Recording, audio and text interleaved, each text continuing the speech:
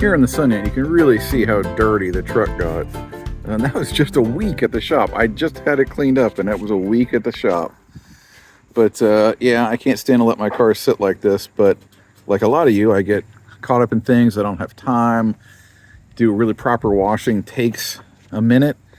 And so I've come up with a system here that I'll show you a little bit of. I call it the lazy man's car wash, or truck wash in this case, which the first time I tried this, I was like, this isn't going to work. But it is a lot more effective than I would have thought.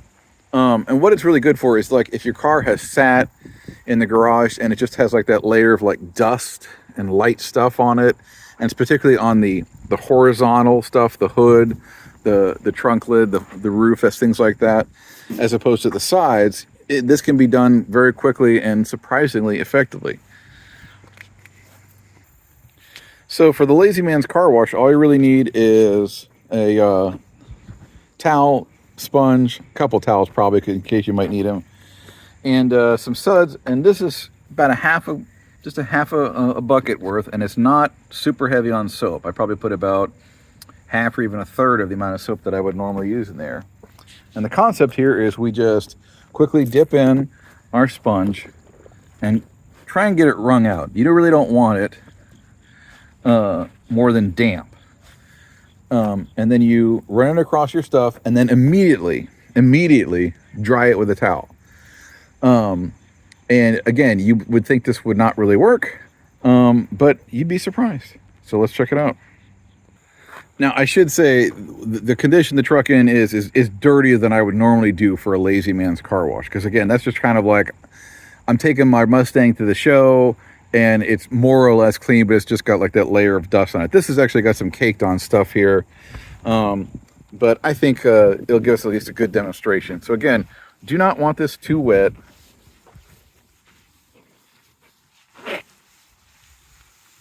Because we want to avoid these drippies down the side. In fact, I probably really should. All right, and then here we go with that.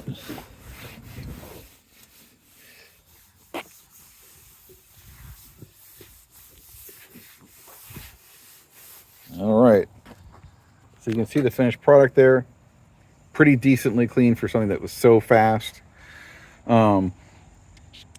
One of the benefits of this is, I'm obviously not just I joke, you're lazy and you don't have a lot of time, but seriously, if you don't have a lot of time, or if you're someplace like you live in an apartment building where you don't have access to hose and stuff to really wash your car well, this is a good, or even at the car show, brings, a little bit of water, a little bit of cleaner, towel, you can polish your car up at the car show. So let's give this a little look and see what we can do with it.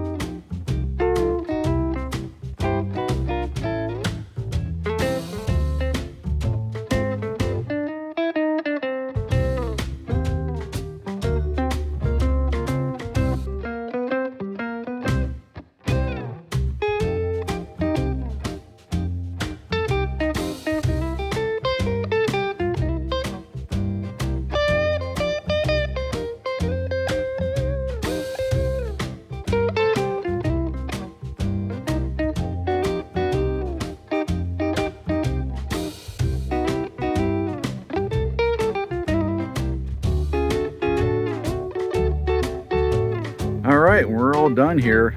So granted, this was pretty caked on stuff on there. This was much heavier than I would normally do the Lazy Man's car wash on. So is this a clean truck? No, it's not. But it is definitely a much cleaner truck than it was. And again, if you have like a car that's basically clean and just has gotten some debris settling on it, this is a great way to get it just, you know, looking tip top in no time and no effort. And like I say, also if you don't have access to, you know, a house with a driveway and a hose and all that kind of stuff, it's a really good way to just get your car clean without a lot of effort. So total time doing this was, I don't know, 12 minutes, something like that.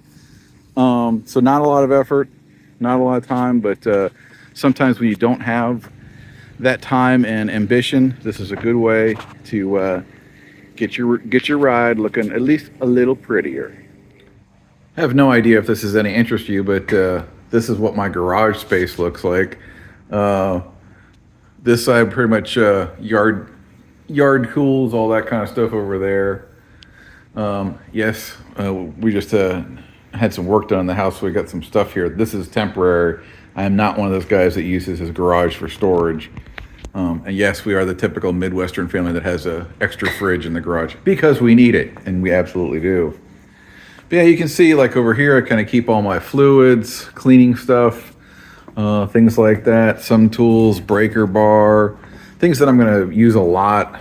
Marvelous Mr. Oil. No garage is complete without it. Filter wrenches, some extra oil pans, funnels, things up here like that. Down here we have our coolant and some oil. This is my box here that is entirely so that I don't hit the wall. And the reason it is there, because in case I don't hit the wall, is because one time I did hit the wall, just like all of you have done, but not admitted to. Back here we got some more stuff, shop vac, rolling seat, my ramps. You probably see me use those a couple times. This I just installed is a air conditioner for the garage. I've not really tried to use it.